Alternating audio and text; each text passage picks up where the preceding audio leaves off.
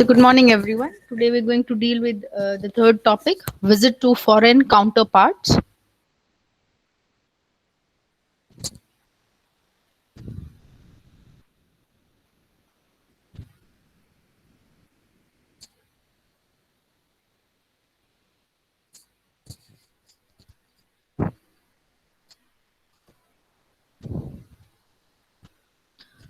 So, what is this visit to foreign counterparts and what does it mean?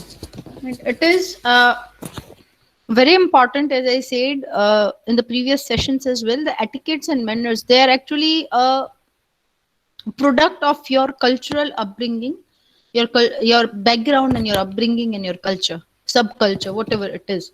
Right. So we're not going to stay within the city or the country. We're going to expand globally. As a business person, or even as a person who's going to do a job, you're supposed to know about the global whereabouts. So what do? How do I continue good relationships, professional relationships with my clients? So I need to respect their beliefs. How do I respect their beliefs? I should know about it first, right? So visiting foreign counterparts is actually a part when you visit some other country or somebody comes to visit your country. So you have to behave according to the business norms and etiquettes of the country where you visit to make things better. Let's say, what are the business norms? Business norms like trade practices, working hours, the official culture, the meeting times, etc., should be maintained. Usually, what the hosts would do is they'll try to make the guest feel comfortable in every possible manner. And then again, it's a give and take. Okay, it's a barter system. Not only does the host have to make the guest feel comfortable, the guest also has to try and make the host also feel comfortable. Right?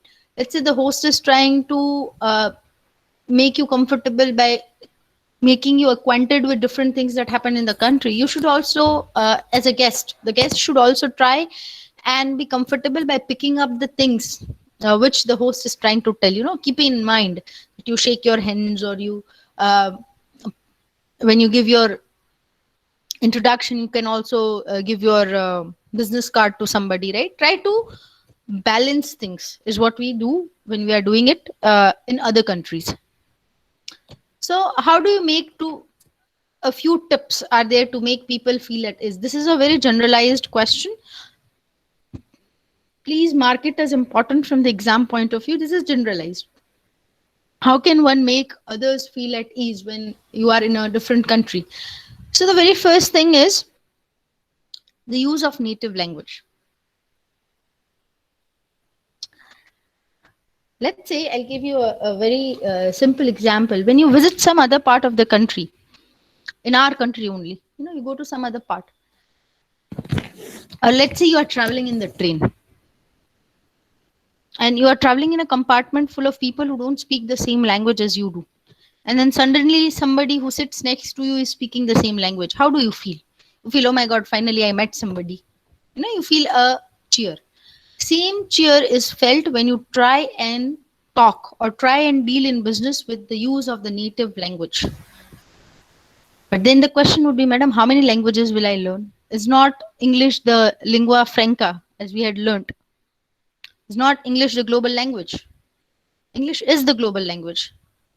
But yet again, remember, when you speak in the native language, the person feels quite comfortable. It feels as if you are at home. The comfort that you feel in your home is the same as felt when you speak the native language. So then what can we do? We cannot learn all the languages. Yes, we can learn languages, but not all. Right? So then there would be some people who would be helping us. As I said, everybody does not have the same set of skills. So you need to have, or you need to take the coordination and cooperation of somebody who can help you, whose prime duty is learning languages. They are known as interpreters. Make use an interpreter for such kind of business occasions. Though English is also known as the global link language, but yet when you conduct business in native languages, the person would feel quite comfortable and at ease. Moreover, it is not necessary that everybody would know English. There are many countries who deal in their own native languages only. At that time, such kind of keeping a person as an interpreter would be very useful. Next, you should always prepare. Remember, business and professions are not always about oral communication, it also is about written communication or concrete documentation. So, when you prepare documents related to your business, make sure you prepare it in both the languages, that is, English as well as the language of the foreign visitor. Next, try to learn a few words in the native language like greetings and appreciation as a gesture of friendliness. Now, when you appreciate somebody in your own in their own native language, it feels quite welcoming, right? So you try to learn few words we can learn, and thanks to our world of audio visual, that is movies, web series, serials, there are many words that we have already heard upon. We just need to know what they are, right? So learn greetings, learn words of appreciation, learn the pleasantries. Okay, at least that much we can do. We cannot learn the entire language, but we can learn a few words from it. Learn business manners according to different countries. Now different countries have different business manners and etiquettes that one needs to follow. You should know the chief differences of it, right? Where to behave in what way. See, there are certain universal behaviors that we need to follow, but then in the business world there is also one more code of conduct that you follow, or a code of manners that you follow in the business world, right? So that also you should know. There would be little differences in different countries across the world that you need to know about, right? There are a few that we'll be discussing further. Like before we go any further and discuss the style or the norms for business meetings that are followed by people from different countries, we have a reconnecting question. Is the statement true or false? It is important to respect the religious beliefs and cultural needs of a foreign client or a business person. You may type your answers in the chat box.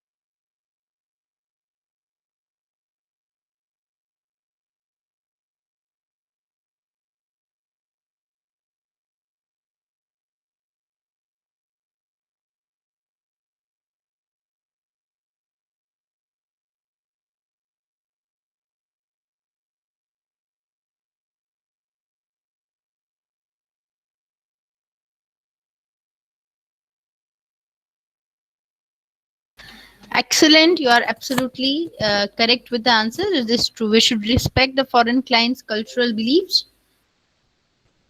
So the statement is true.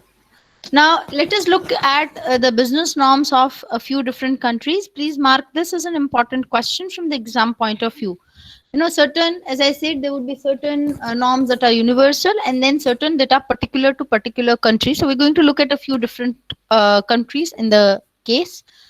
So let's see, first one, the most popular place amongst business people is America. We also have a phrase called the American dream. So let's see what they do or what are their business norm. Please keep in mind, I have not mentioned it everywhere. This is when you are meeting somebody for a business purpose and the person belongs to America or you have gone to America, either they have come.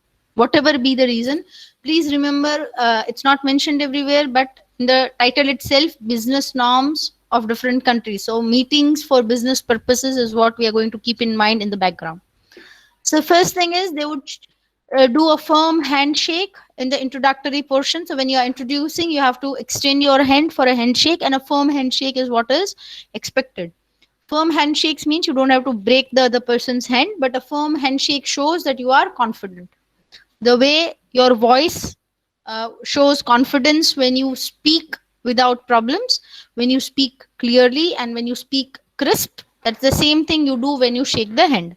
So a firm handshake is what is expected. Business cards, you don't do not just keep exchanging business cards. You exchange a business card if there is a need. Now, the very first moment, you don't pull out a business card from your pocket. Punctuality is the most important form of courtesy. Remember, this is actually a universal business norm. Punctuality is of the most importance.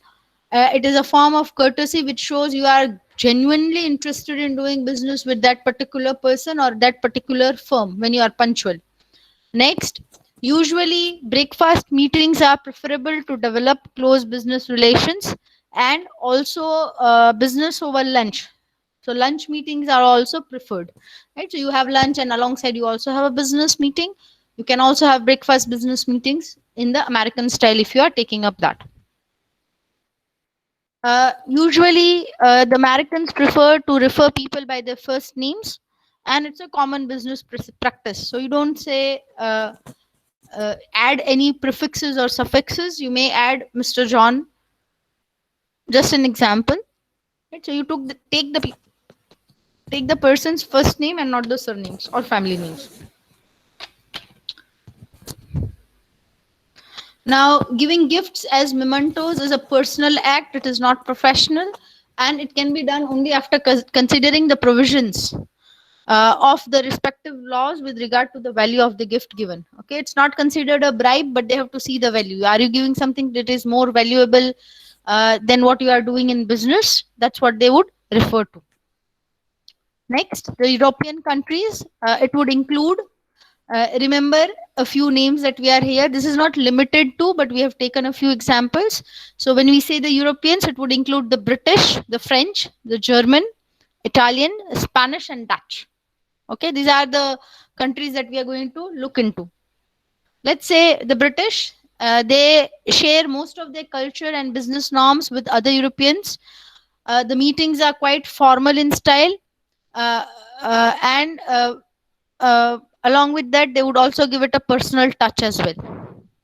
Now, when you move to French, they usually choose to speak in French. Remember, as I said, though English is the global language or the global link language, but yet again, certain countries would prefer speaking in their own native tongues, and the French businessmen. See, when I say over here, it is understood French businessmen, French businesswomen, etc.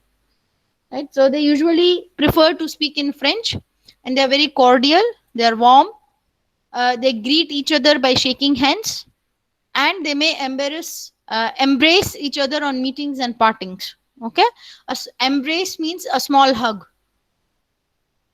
when you meet and when you part, or when the meeting comes to an end. Next, we have got uh, Germans. Uh, when you take German businessmen or businesswomen, their meetings with the German business persons would be highly formal and scheduled well in advance.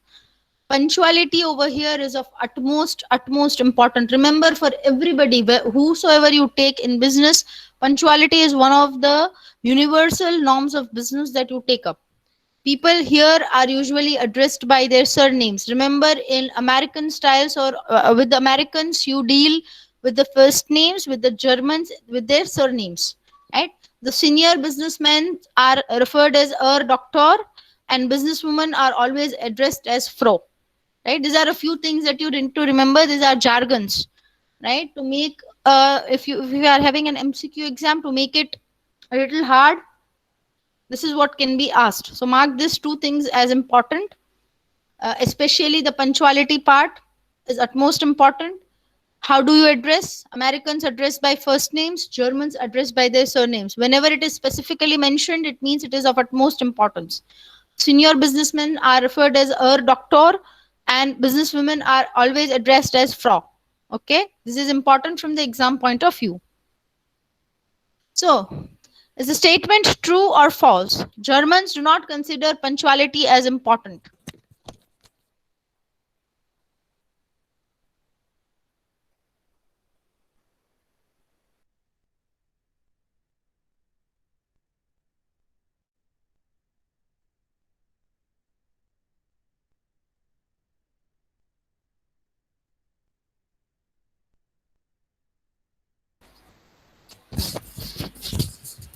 Quick and correct answers. The statement is false. They consider, actually it's the actual opposite. Germans would consider punctuality to be the utmost in the business meetings. Next, we have got the Italian and the Spanish. Now, if you look at the Italian and the Spanish business people, the business occasions, they consider it as a part of their social life. Remember, social life is not that formal. Business is formal, social becomes a little informal. So, if you see, they take business occasions as a part of their social lives. So, their meetings or their business occasions are less formal as compared to other Europeans. So, because as meetings are informal in nature, so the discussion about personal welfare may precede the discussion. Right? The actual discussion, the actual meeting discussion, or the actual business discussion can be preceded by personal welfare discussions. Then the Dutch speak English fluently, and most of them are polyglots. Please remember, this is a technical term. Polyglots means people who can speak and write several languages. Okay, people who can speak and write several languages. They prefer speaking English, then they speak English fluently, but they are also known as polyglots. Please mark this as an important question from the exam point of view. Who are polyglots? Polyglots are people who can speak and write several languages. Right? They conduct, because they have quite a good knowledge about writing and speaking different languages, so they do not prefer any one language to deal with in their business environment. They conduct business in several different languages because they can speak and they can write, right? And their approach is quite relaxed. Then you have got the Japanese. Usually, what the world shows to us is that they bow down and greet, but that is not the case in business. The Japanese greet by shaking hands and not with a bow. Remember, they don't bow down. In Japan, when you exchange your business cards, it is considered polite to offer as well as accept business card with both the hands. They are quite aware about their proxemics, so you need to maintain a certain kind of a space when you are talking, right? Quite nearing spaces are not considered polite in Japan. Business people should be addressed by using Mr. and Miss and never by the first name. They consider no to be an impolite word, so please take care that you don't insist to people to a point that's where somebody has to decline it or where somebody has to say no. Now, the Japanese business people consider gifts as an important part of business, right? And the gift has to be given as per the status of the person. And usually they consider giving gifts in pairs. Like, so let's say I want to give somebody one pen, I don't give a pen, I give a pen and a pencil, two, right? That's a pair. Usually they give gifts in pairs because they consider it lucky. As I said, your cultural environment and your upbringing would also, cultural upbringing would affect your business as well, and this is one of it. They considered giving gifts in pair as lucky. But remember, in pairs, never in fours, right? So if you want to give somebody a pen, you will give a pair of pens. You cannot give four pens. Okay, that is all. That's not considered lucky. Two is the number that's lucky for them. That's what they consider. Now, one more thing that people need to take care when they are dealing with business in Japan or with the Japanese. Red cards in Japanese are actually funeral notices. Okay, red cards in Japanese or Japan are funeral notices. So red greeting cards are not used for business. Remember, they do not consider it's considered not considered to be good to give a red greeting card. So when dealing in Japan, businessmen need to take care that you don't give red greeting cards, because red cards are used for a funeral notice when somebody dies. Remember, at our house we get in India, actually it's actually in black ink, if I'm not mistaken, on a postcard in a black ink, right? And usually when we write wedding cards, we write it with red pens. Similarly, in Japan, red cards are funeral notice cards. So greetings cards, you can exchange greeting cards, but you should not exchange. You should see to it, or you should take a notice that the cards are not red in color. The uh, Arab businessmen, they are known for their warm-hearted greetings.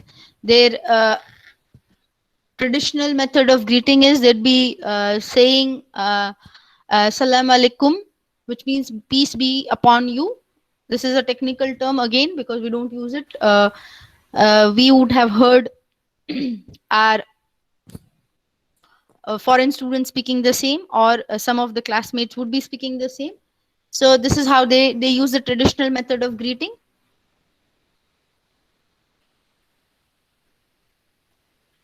And along with this, they would with the speaking of the greeting, they would do a firm handshake. Usually they are not under pressure of time, right? And usually business meetings are preceded by social pleasantries, so they would be a little social get together, knowing each other kind of a thing, and then a formal meeting would follow. Business meetings are conducted in leisurely styles, but discussions on religious and political matters are strictly avoided. So sorry. So when dealing with Arab businessmen or businesswomen, business persons maybe, discussions on religious and political matters should be strictly avoided. That is an important point which you can keep in mind for the exam.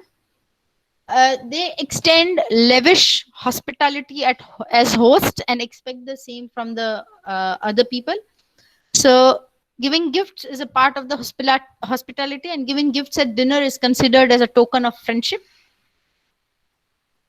right? They give gifts as a part of their hospitality, and when you give a gift at dinner, it is like you are extending a hand of friendship. Handkerchiefs are never given as gift because they symbolize tears and parting. uh,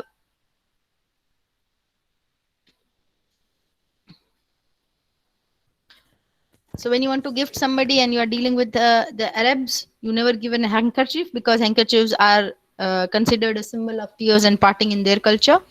Usually, like most Asians, Arabs would eat their meals with their hands, and they do not drink or consume alcohol. They considered it as not a part of what they're doing.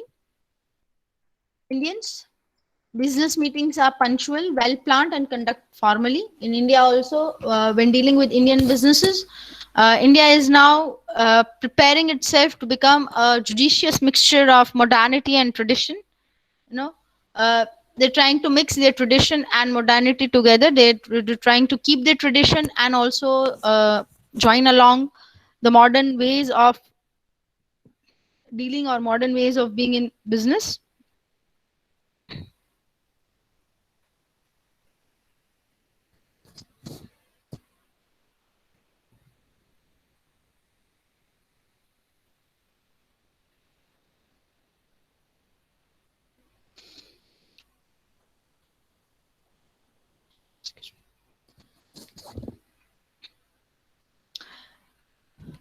The Indian business people are also known for their hospitality, and usually business cards are exchanged while you are parting or towards the end of the meeting.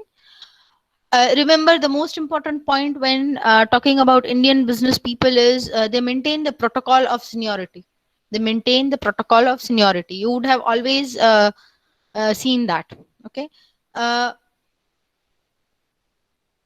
Indians are considered to be good hosts, and they maintain this status with international visitors, and they are considerate about the visitors from other countries and when they visit other countries as well.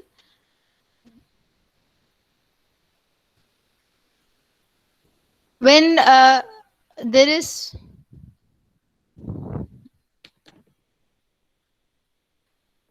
a business meeting, the junior members, remember we had this sentence or this word observed, that a protocol of seniority is observed.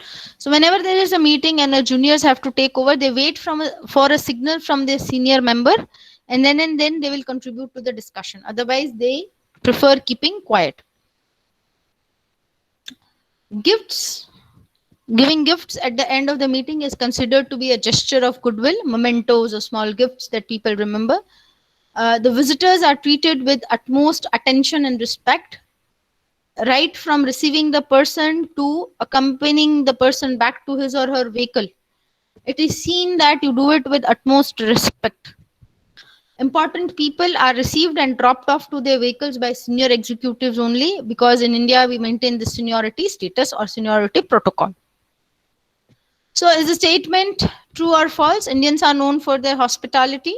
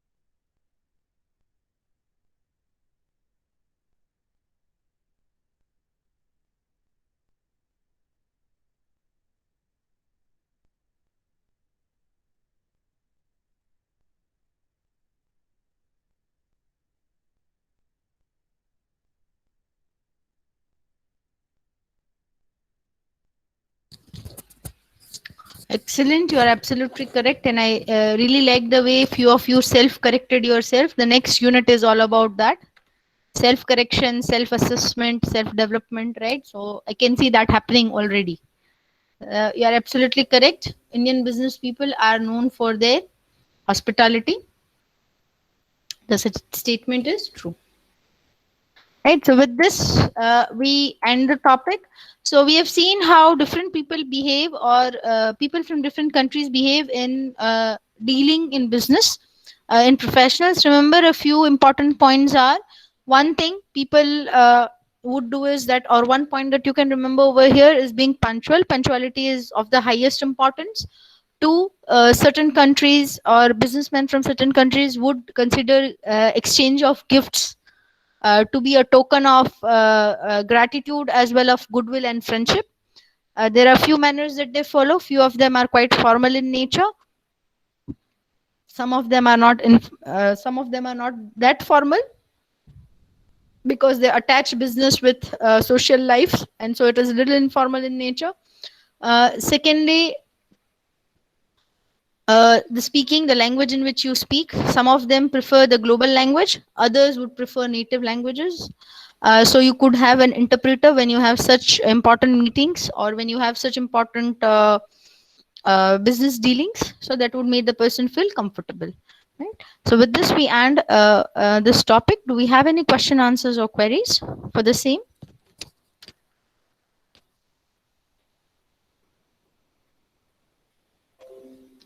Excellent. We don't have any queries, so we'll move on to our quiz.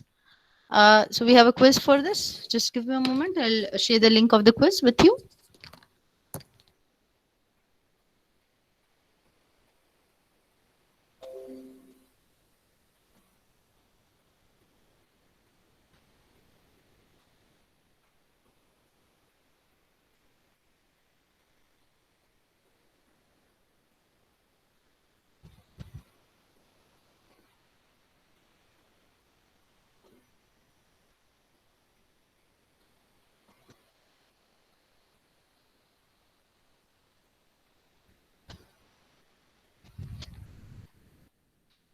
There you go. This is the link for today's quiz. You may start attempting your quiz now.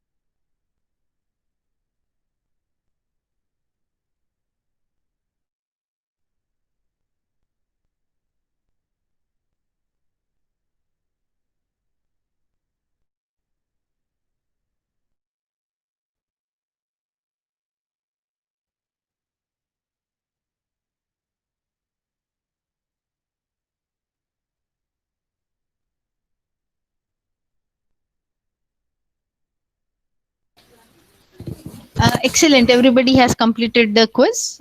So with this, we complete the third topic for unit number 5. I'll take the attendance for now. So attendance, enrollment number 2. Just let me stop sharing so it's easier. Great. 5, 8, 9, 10,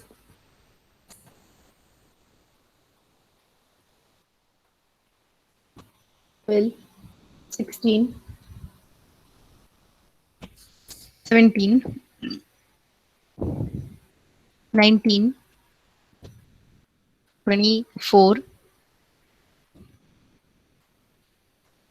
25,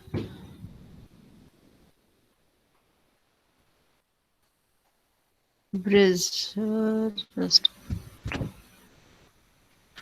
26, 29, 31, 34, 35, 38, 44, 46, 47, 49, 50, 51, 53, 54, 56, 58, 65, 67, 68,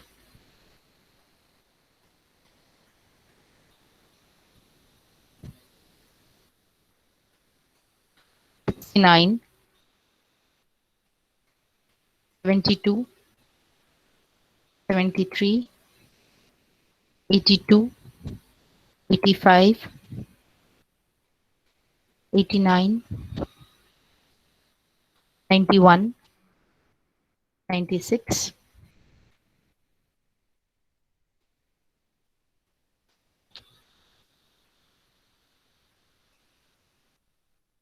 100,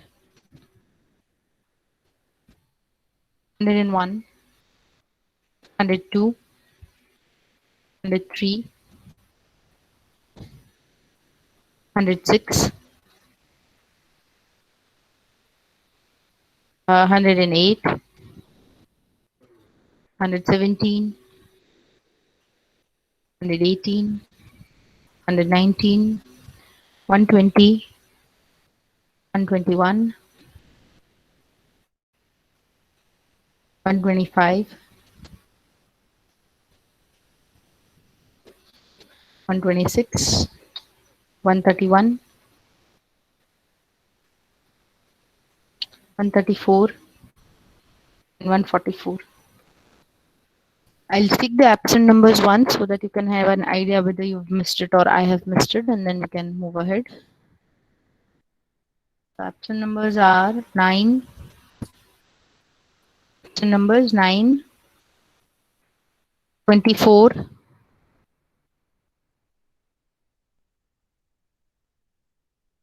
67,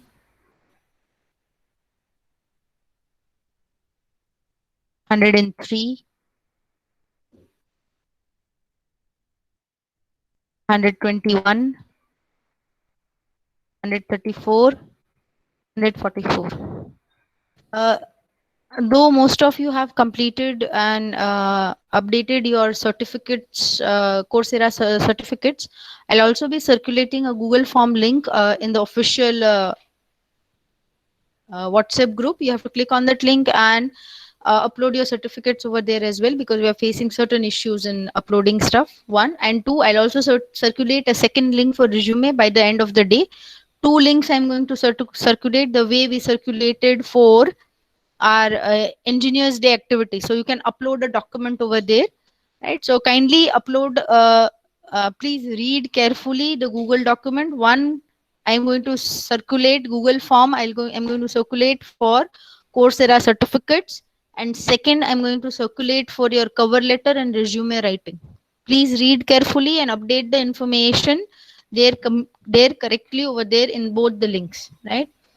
This week in the lab sessions, we are going to have public speaking. Kindly be prepared with it. You've already been given the topics and we'll be working on the same.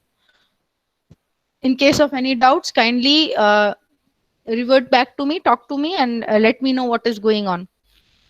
Right? Thank you, class. We'll call it a day over here. Thank you, everyone. Have a nice day. Thank you.